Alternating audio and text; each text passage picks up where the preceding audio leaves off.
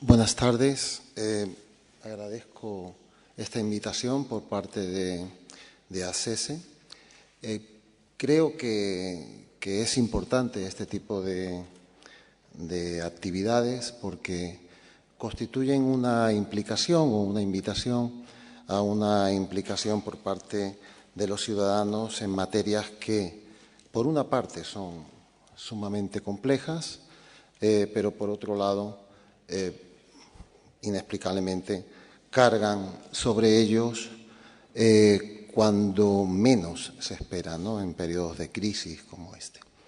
A ver, me voy a permitir, porque he oído todo tipo de cuestiones técnicas y tal, que son precisas, pero me voy a permitir un momento bromear sobre este tema para que se entienda definitivamente. Imaginen que viven aquí en Madrid y suelen comprar pan. Cuando pasan 15 años que están comprando pan en la misma panadería, un día llega el panadero a casa y os dice: oye, me debes 15.000 euros. ¿Perdona? Sí, es que, mira, llevas comprando pan en la panadería 20 años y, bueno, yo no tenía bien cubierto el coste del pan, ¿sabes? Había un tema con la levadura, la harina, bueno. Oye, que mira, que me debes 15.000 euros. No te debo nada porque yo te he pagado el pan. No, sí, mira, esto es un tema. Hay un déficit de cobertura en la fabricación del pan. Hay una normativa que aprueba este déficit y me debes esta cantidad de dinero. Bien, esto, para cualquiera que tenga una pequeña formación jurídica, es de fácil solución. Pero hace falta saber un poquito de derecho. ¿Por qué no hay que pagar una vez que uno ya ha pagado? ¿Qué efecto? ¿Qué es lo que sucede? ¿Es un tema mágico? ¿Es un tema, es una costumbre? ¿Hay alguna regulación que establezca esto? Sí la hay. Es una regulación que existe. Se llama precio. ¿Qué es el precio de algo? ¿Qué significa que uno paga un precio de unos zapatos, de una comida, de la luz que consume? Que el precio libera, es liberatorio. Por ejemplo, en una sociedad feudal, pongamos en el siglo IX o X, o sea, me estoy yendo a la alta Edad Media, el precio no es liberatorio. Perdonen que haga esta digresión, pero les aseguro que vamos a llegar a un punto interesante. El siervo no podía pagar un precio por abandonar la parcela en la que tenía que trabajar. No existía precio liberatorio. El vasallo no podía ir al señor feudal y decirle: oye, pago un precio y me voy. Esto no era posible. ¿Y esto se parece algo al tema este del recibo de la luz? Es decir, uno se pasa años pagando unos recibos y resulta que es verdad que colectivamente España debe, no sé, 10.000, 20.000. Es un tema que me permiten, habrá que calcular también, porque como no sabemos realmente. Bueno, hay que calcular cuánto se debe. ¿Es aceptable esto desde el punto de vista del ciudadano? Bueno, parece que no. ¿Cómo se puede llegar a una paradoja tan interesante en el mundo del derecho? Yo soy administrativista, es decir, antes de ser magistrado, fui profesor titular de Derecho Administrativo y en el ámbito del Derecho Administrativo estos enjambres normativos son algo usual. Ahora, aquí hay una particularidad que tiene que ver con esto de la liberación por el pago del precio, y es que consiste en que los ciudadanos se pueden pasar muchos años pagando un servicio y, sin embargo, deben dinero. El Código Civil se preocupa un poco de esta materia. Es decir, ¿qué sucede si, por ejemplo, el arrendatario quiere pagarle al arrendador la totalidad de la renta y el arrendador se niega? Uno debe una renta de 100 euros mensuales y el arrendador solamente cobra 60. ¿Puede hacer algo el arrendatario? Es interesante saber esto, porque si yo le quiero pagar al arrendador y él se niega a cobrarme, después, pasado el tiempo, pasado 10 años o 5 años, pongámonos en el límite de los contratos de arrendamiento, puede decir, oye, que me debes, que no me pagaste todo. Oye, pero yo te quise pagar, ya, pues yo qué sé, me da igual. Me debes esta cantidad de dinero. Para evitar este tipo de cosas, el derecho también inventa instituciones. Si no las tuviera, no lo podríamos resolver. Ya sé que son cuestiones muy básicas, pero las tiene resueltas. Se llama la consignación.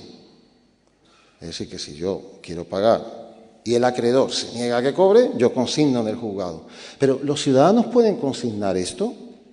¿Puede coger el consumidor, ir a un juzgado, oye, voy a consignar porque es que yo no quiero deber más? No podrían. Porque no se sabe qué se debe. ¿Quién determina lo que se debe? Este es otro principio jurídico interesante.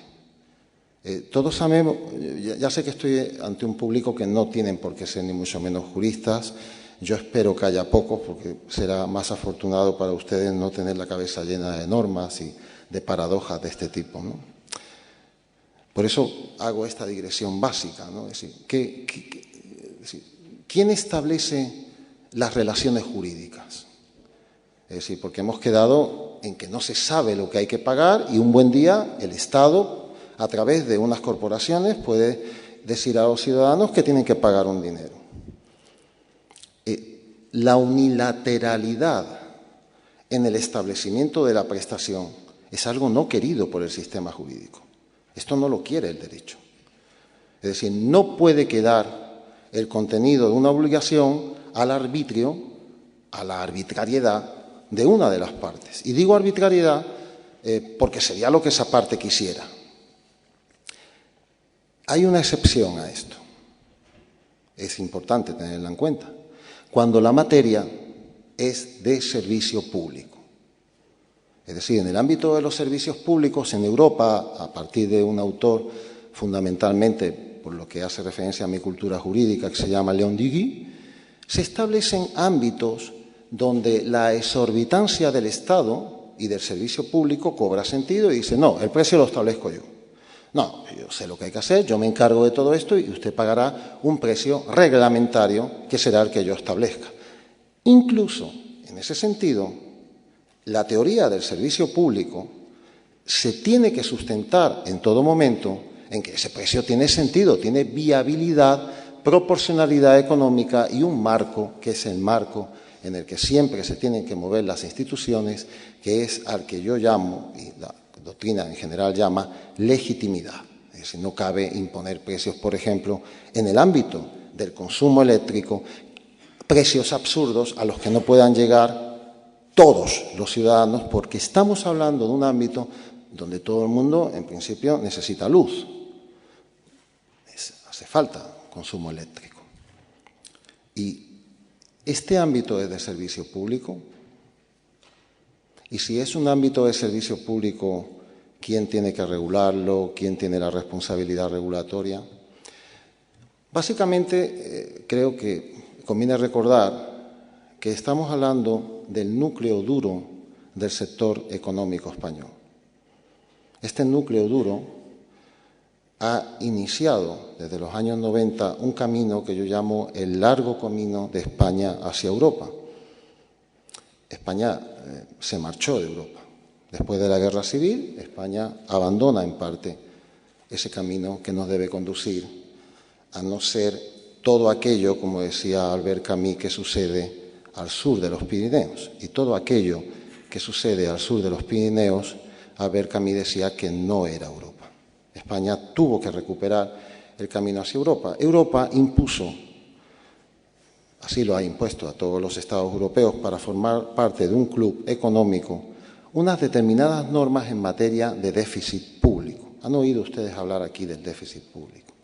El déficit público es importante que esté equilibrado en el ámbito europeo porque va a marcar en gran medida las políticas de riesgo económico, las políticas financieras y la posición de los países en Europa. No tiene sentido que un país tenga una tasa de déficit público muy diferente a otro, porque está soportando entonces Europa una carga económica indirecta en relación con ese país. Esto tiene sus matices. En algún momento también he tenido ocasión de recordar cómo, por ejemplo, Italia tiene aproximadamente 20 y pico puntos más de déficit público que España y, sin embargo, paga por la deuda soberana exactamente lo mismo que España, tiene la misma prima de riesgo. Y uno se pregunta, ¿pero no es tan importante lo del déficit? ¿Por qué Italia, debiendo más, paga lo mismo por lo que pide? Por una cosa que se llama valor reputacional. La reputación de Italia es mejor que la de España. Por tanto, aunque deba más, se le presta al mismo precio. Todo esto que estamos oyendo aquí tiene que ver con la reputación de un país. Un país que organiza este circo, y no, de verdad, no voy a entrar, una cosa, ya lo han explicado perfectamente, un país que organiza este circo no puede tener reputación. Primero uno se tiene que preguntar, ¿pero y por qué? Segundo, uno se tiene que preguntar, ¿para qué? Esto del para qué es más importante que el por qué.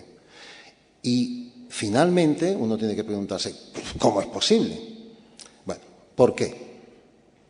El por qué tiene que ver con que efectivamente los gobiernos de Felipe González pusieron en marcha la liberalización de este sector. Se fue por cuartas partes, por tramos de 25%, y el último tramo, casualidades de la política, lo culmina un político que se llama José María Aznar, al frente de un gobierno en el que estaba el Partido Popular. Tómense esto como una casualidad. Me llegó en el último tramo. El último tramo, lo interesante que tiene es que coloca al frente de todas y cada una de estas empresas a determinadas personas que también, a mera casualidad, estaban especialmente allegadas a la personalidad de este político. No, obviamente no tengo nada que... en el nivel comparativo entre los gobiernos de González y los gobiernos de Aznar, no tengo nada claro cómo habría que hacer un óptimo, puesto que en los gobiernos de González pasaron otras cosas. Pero es verdad que en este sector hubo una cierta inclinación a poner al frente de las grandes empresas, porque estamos hablando del core, del núcleo fundamental del país.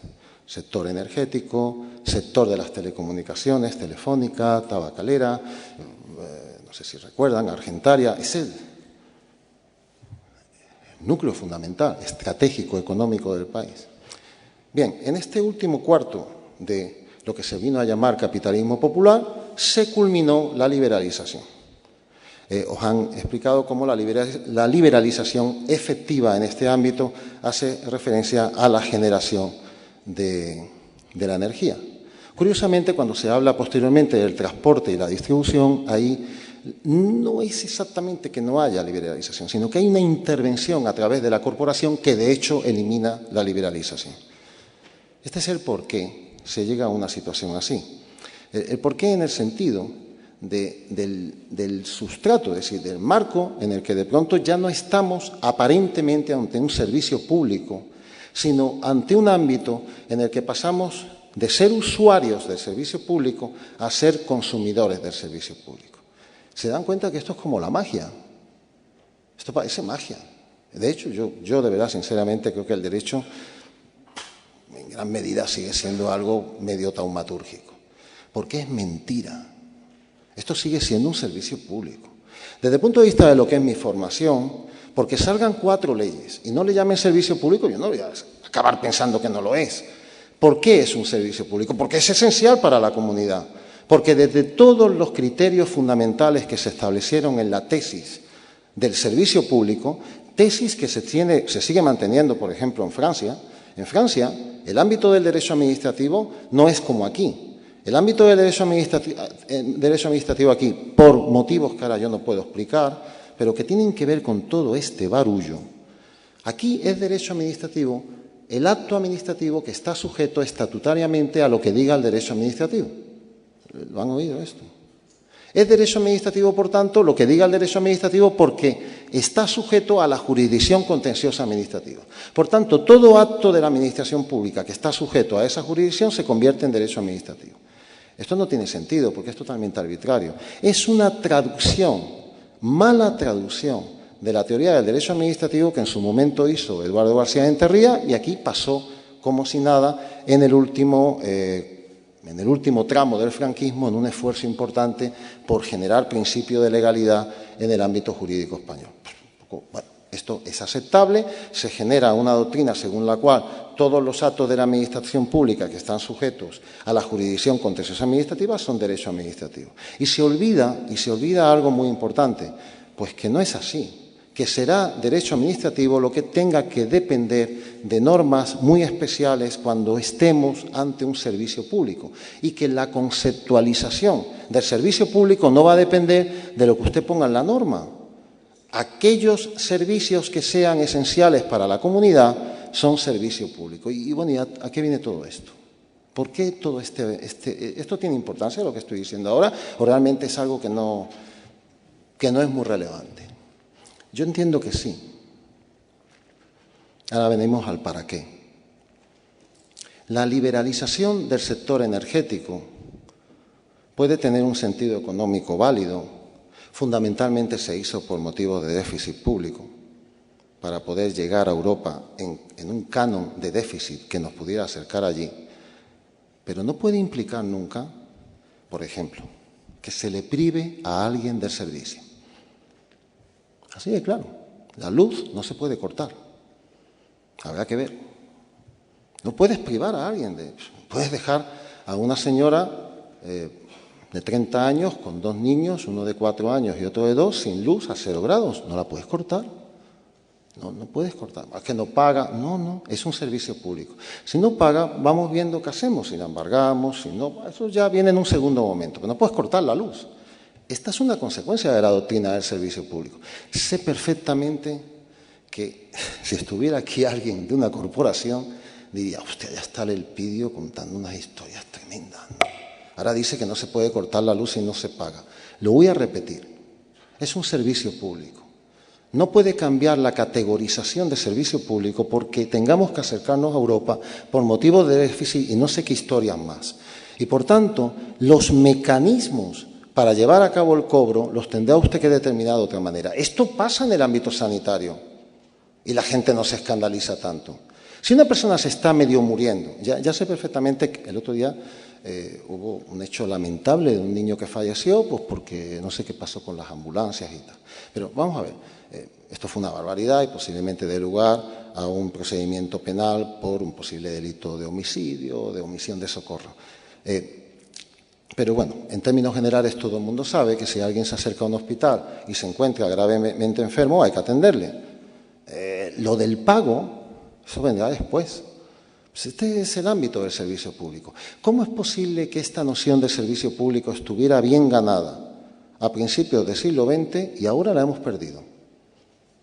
Esto tendría que darnos lugar a pensar. Y este es el cómo es posible. ¿Cómo es posible que los ciudadanos y las ciudadanas no se hayan enterado de un tema como este? ¿Cómo es posible que aquí se haya ido acumulando una deuda? Vamos a imaginar que está bien montada. Es que me da igual lo del cálculo. Respeto muchísimo lo del cálculo, pero es que me da igual cómo está el cálculo. ¿Cómo se puede llegar a una deuda de 35, 30.000, 20.000 millones de euros? ¿Y cómo puede ser posible, además, que alguien que está al frente de una corporación diga o insinúe que haya un tercer rescate en España que yo quiero cobrar lo mío? ¿Pero qué es esto? ¿Pero qué es esto? ¿Cómo se puede llegar a una situación así? Para llegar a una situación así es evidente que la ciudadanía tiene que haberse desmovilizado, tiene que haberse ausentado de sus intereses, porque si uno está pendiente de sus intereses, a esto es difícil llegar. Es evidente que los mediadores, los distintos actores sociales, no han actuado con la debida eficacia. Y esto ya no es solamente un tema de la ciudadanía, posiblemente también hay más actores sociales a todos los niveles, no quiero mencionar. Sabemos que aparte de los ciudadanos y el Estado, hay más actores sociales. Pues puede que no hayan cumplido debidamente con su responsabilidad, con su capacidad de difusión, con su obligación de generar eficacia en la protección de los intereses ciudadanos. Y ahora viene el tema de si está bien calculado o no. Vamos a hablar de eso. Pero todo lo que acabo de decir vale estando bien calculado. No me bajo ni un centímetro de este discurso. Esto es intolerable a lo que se ha llegado. Ahora, vamos a ver el tema del cálculo. Cuando uno tiene que calcular una deuda, lo tiene que calcular con criterios y bases de objetividad. Esto es una cosa general en el derecho y es fundamental también en el ámbito del derecho administrativo. En el ámbito del derecho en general, si alguien va a cobrarle una percepción a otra persona, un precio, un canon, cualquier tipo de percepción económica, tiene que estar documentado, tiene que tener unas bases objetivas, tiene que partir de unos criterios perfectamente establecidos. Si es una indemnización, hay que calcular los criterios indemnizatorios, cuáles son los baremos, de dónde sale esa cantidad final de 12.435 euros con 15 céntimos. Hay que fundamentarlo. No cabe la posibilidad, por ejemplo, en un accidente de tráfico, que llegue el damnificado, una persona a la que pueden haber atropellado y se halla tetrapléjica en una silla de ruedas y diga, dame más o menos 300.000. No. El derecho no funciona así. ¿Por qué? Porque el derecho no quiere que haya arbitrariedad. Vuelvo a repetir, es decir, la concreción de una deuda no puede quedar al arbitrio de una de las partes. Si queda al arbitrio de una de las partes, no estamos en el derecho, estamos en otra cosa. Estaríamos en una especie de sistema jurídico autoritario o jurídico totalitario, según el número de personas a las que afectase, que implicaría que la declaración de uno se impone para los otros. Esto vale también para el ámbito del derecho administrativo. Hay varios mecanismos que tiene el derecho administrativo para que esto no suceda. Uno se llama presupuesto de hecho. La Administración, en el precio regulado, esto sería un ámbito de precio regulado, tendría que ser un ámbito de concesión administrativa, pero como no es propiamente servicio público, porque la norma rompió el criterio, sería un ámbito de precio regulado. Podría también no ser un ámbito de concesión administrativa porque cabe la posibilidad de que la gestión de los servicios públicos no se lleve solamente por el mecanismo de la concesión. Pero bueno, al margen de todo esto, la Administración tiene que establecer presupuestos de hecho para poder actuar, para poder establecer un precio, por ejemplo, el precio de la energía. Tiene que partir de algo, no puede hacerlo porque sí. Ese criterio sería antieconómico y hemos quedado en que hemos liberalizado. Pero también antes, cuando era servicio público, hemos quedado que tiene que haber una legitimidad en la imposición del precio. Y no puede haber legitimidad si no se parte de unos mínimos criterios de sometimiento a datos objetivos. ¿Qué pasa aquí? Pues aquí pasa sencillamente que el precio lo imponen un conjunto de entidades que forman un bloque, que eran las mismas. Esto es una cosa curiosa del IBEX. El IBEX es como la Inmaculada respecto de la democracia, no está tocado. Salvo dos empresas, todo lo que hay en el IBEX es del franquismo. Es curioso, porque bueno, poca capacidad de creación de empresas ha generado en el proceso democrático. Puede ser que en España la democracia no incentive el criterio empresarial. Sería deseable que la democracia pusiera en marcha protocolos, formación y educación, pues para que la gente quiera crear empresas y pueda estar en el IBEX. Aquí lo fundamental, lo que hay que aclarar, es que no puede uno aceptar un precio que parte de costes y de baremos y de criterios, me da igual cuáles sean, de qué tipo sean a nivel técnico, que lo establezca una especie de pool, de holding, de entramado de empresas que actúan bajo criterios que habría que analizar muy detenidamente. Habría que analizar cómo funciona el principio de competencia, habría que analizar cuál es su posición de mercado, habría que analizar, en definitiva, qué posición real dentro de una sociedad de mercado tienen estas empresas.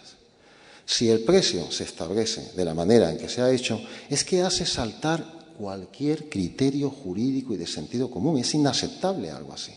Por tanto, son precios de carácter autoritario.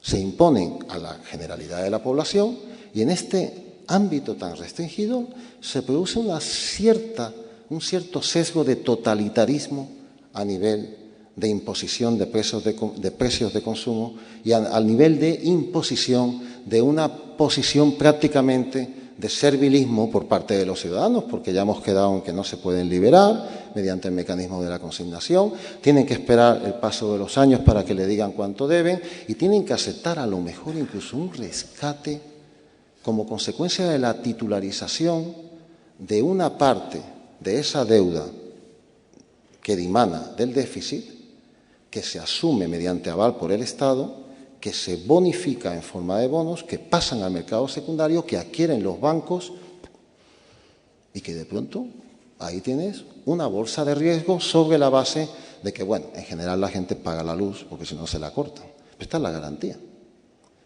Y ahora esto también está en juego. Y a lo mejor esto puede pasar al banco llamado malo, al Sareb. Esto es tremendo. Nadie puede aceptar algo así. ¿Cómo se pueden salvar este tipo de situaciones, a mi modo de ver? Hay, desgraciadamente, como consecuencia de la crisis económica, yo creo que tenemos que estar preparados para ver muchas. El otro día yo le contaba esto a un alto funcionario. Estas conversaciones con mis amigos son alucinantes, espero que nunca se graben. Le contaba algo de todo esto y me decía, ¿pero y qué te crees? Es así en muchos sectores, en todos. ¿Por qué te vas a centrar en la energía? Bueno, a mí me parece que lo de la energía es importante, vaya. Además, por algún espacio hay que empezar. El sector farmacéutico es mucho peor. No voy a hablar del sector farmacéutico, ¿vale? El sector sanitario también es peor. Bueno, tú sabes Bueno, esto es... ¿Entienden? Porque estamos hablando de que todo esto pasa, todas estas órdenes ministeriales están redactadas por un personal técnico muy cualificado. No se redactan solas, ¿no? Las órdenes ministeriales tampoco crean que las redactan las corporaciones. No es exactamente, ese no es el equilibrio exactamente. Y esos altos funcionarios están viendo pasar por delante de ellos toda esta barbaridad. Y como tienen bastante experiencia, sabe que sucede en varios sectores, en distintos sectores de la administración pública española. Jurídicamente el tema, a mi modo de ver, es bastante claro. Mire, usted regula el precio, usted se come el precio. Usted a mí no me va a cobrar nada como ciudadano. Esto es difícil. El Tribunal Supremo parece que está en esta línea. En la última sentencia que he leído, de 18 de noviembre del 2013, esto es impepinable. O sea, usted va a soportar el déficit. Usted, la empresa, la corporación todavía tendría margen para imputárselo al Estado. Entiendo yo que jurídicamente tiene margen. Y el Estado tendría que asumir una especie de responsabilidad patrimonial administrativa que sería un poco absurdo, ¿no? Como consecuencia de esa danza que se ha traído con las corporaciones durante años. Pero por lo menos, a la hora de cubrir el capítulo de la responsabilidad patrimonial administrativa, como ese se cubre según la capacidad contributiva de los ciudadanos, no pagarían todos por igual. Lo que no tiene sentido es cargarlo a los ciudadanos, porque va a pagar igual el que tiene una renta anual de 3.000 euros que el que tiene una renta anual de 5 millones de euros. Esto es totalmente demencial. Soporte usted mediante el mecanismo de la responsabilidad patrimonial, si es que procede, y se distribuirá esta especie de aberración, si quieren ustedes llamarlo de una manera, de déficit, de una manera proporcional y correspondiente a la capacidad contributiva de los españoles. Ahora bien, con esto no resolvemos nada, porque soportaría al Estado intereses corporativos que puede que no tengan ningún sentido. ¿Cómo se puede resolver? ¿A dónde se puede llegar para resolver algo así? Hace años que vengo intentando explicar que en el ámbito de las corporaciones, de las grandes corporaciones, se está residenciando algo muy importante que es el valor reputacional o la marca de calidad.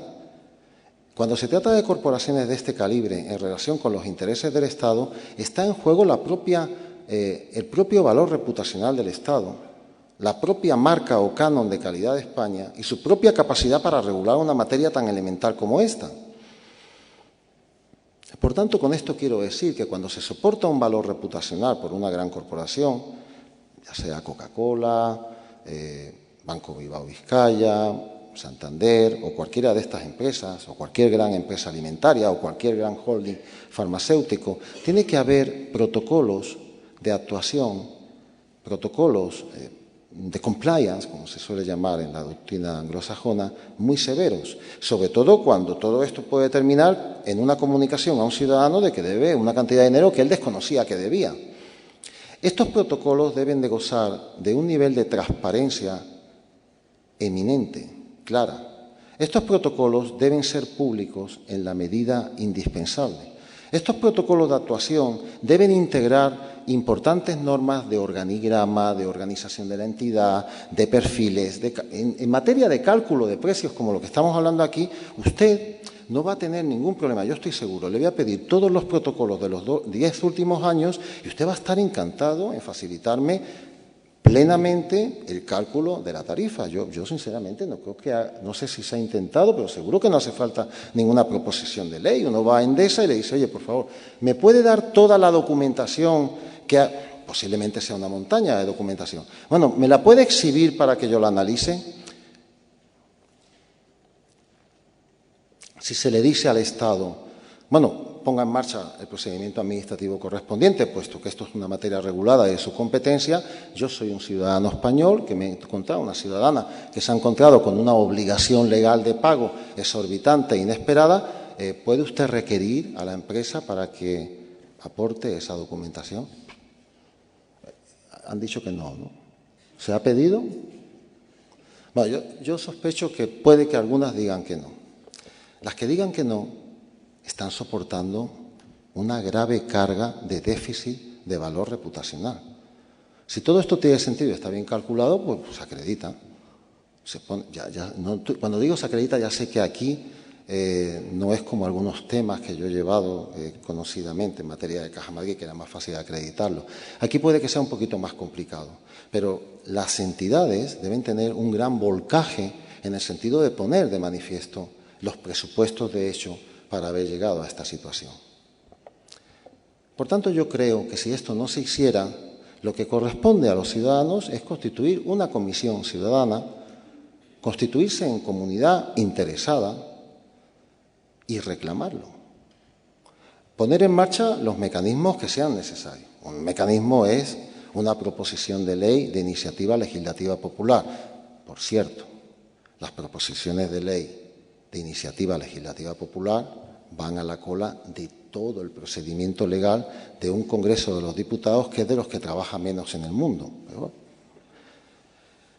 porque ya, si no lo saben, yo se lo cuento, primero van los proyectos de ley, después van, bueno, es un lío, o sea, se pone a la cola y total, ahí se puede pasar unos cuantos años.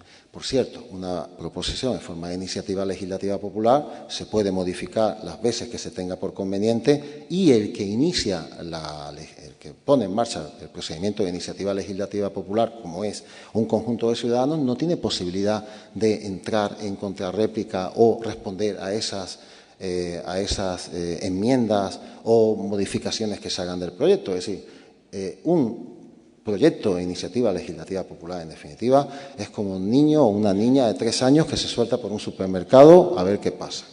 Pero bueno, es una posibilidad y yo creo que es muy loable y hay que ir a por ello. Otra posibilidad, obviamente, sería pedirle al Congreso que constituya una comisión especial para estudiar todo esto. Yo creo que es interesante que lo sepa el Congreso. Posiblemente, insisto, el Congreso pedirá toda la documentación, inmediatamente se aportará por las grandes corporaciones y no pasará nada, porque son las primeras que están interesadas y que se vea claramente que el déficit está bien calculado. Yo, cuando soy acreedor y alguien me debe dinero, yo soy el primero que está interesado en demostrar lo que me debe. Esto es evidente, ¿no? Tiene poco. No creo que sea menos evidente cuando son 30.000 millones, al contrario, al ser 30.000 millones más ganas tengo, o sea, por ahí no creo que haya problema. Y si esto tampoco funcionara, los ciudadanos en esa comisión, que pongamos que bueno, es un país de casi 50 millones de habitantes, pongamos que lo piden 10 millones, por decir algo, yo creo que una petición de 10 millones de ciudadanos tiene su encaje. Cuando lo vea el empleado público, le va a parecer interesante, lo va a comentar, se lo va a comentar a su director general. Yo creo que sí. Esa mañana se entera posiblemente el secretario de Estado. No estoy seguro que se entere el ministro, porque la agenda es complicada. Al día siguiente se enterará porque se lo pasarán por la nota de prensa, esto sí. Una petición de 10 millones de ciudadanos, de un tenor parecido, incoe inmediatamente el expediente administrativo imprescindible para delimitar la procedencia del déficit tarifario anunciado por todos los medios de comunicación, materia evidente y notoria respecto de la cual no tengo que manifestarle muchos más extremos, requiérase a las distintas corporaciones para que en un plazo máximo de un mes, bajo apercibimiento expreso de poder incurrir en un delito de desobediencia del que se hace constar expresamente que pudieran ser responsables estos miembros del Consejo de Administración, se hacen constar los miembros, todo para que quede bien, constitúyase a distintos funcionarios, se mencionan administradores civiles del Estado que trabajan en el propio Ministerio, se lleva a cabo una evaluación inmediata de la procedencia de la deuda con traslado de lo proveído en este expediente administrativo a las siguientes personas. Y ahí aparece la lista de los 10 millones. Es una manera de empezar. La cuestión es si los ciudadanos españoles sabemos o no hacer este tipo de cosas. Yo, por ejemplo, me propongo que sí, que aprendamos. Es una sugerencia que hago, porque además es fácil, ¿no? De verdad que el escrito más o menos os lo he... Ya veis, no es nada complicado, sí. No hay que hacer un escrito tampoco muy largo. También es verdad que puede llegar a un letrado y decir, pues un escrito de 500 folios, pues también. No por más folios se hace más caso. Eso es un tema que tenemos aquí en España. No sé si alguien leyó la denuncia de Fiscalía en Nueva York a quien era presidente del Fondo Monetario Internacional. 8 líneas. Ahí vas como acusado por un delito de agresión sexual. 8 líneas. Es que no hay que enrollarse tanto, de verdad, ¿eh? Cuando un sistema se tiene que enrollar tanto para ir a algún lado, ya sabemos de qué va. Esto lo sabe cualquiera. Preguntas una cosa, la persona se enrolla, no te quiere contestar. Si esto se hace, se espera uno a ver qué responde. Y de lo que yo he oído, hay como, no sé, hay como 7 alertas para ir al juzgado. Entonces tiene uno que ir al juzgado y pedirle a un juez en el ámbito penal que le diga qué pasa aquí. Porque claro, mire usted, no puede usted falsear este tipo de datos. Y es que está tirado. O sea, aporte la documentación porque si no, no lo entiendo. Es una posible privación de bienes inadecuada a ciudadanos mediante resoluciones que sucesivamente se han podido ir adoptando y nos introducen varios ámbitos penales que no voy a señalar, pero que estoy convencido que no ha sucedido nada de eso. Yo estoy convencido de que en poco tiempo se pondrá en marcha una vía de petición, contestarán, se acreditará todo y sabremos que posiblemente el déficit está mal calculado, que se han equivocado, nos devolverán a cada uno de los ciudadanos 4 o 5.000 euros que hemos pagado de más durante 20 o 30 años y esto terminará aquí. Muchas gracias.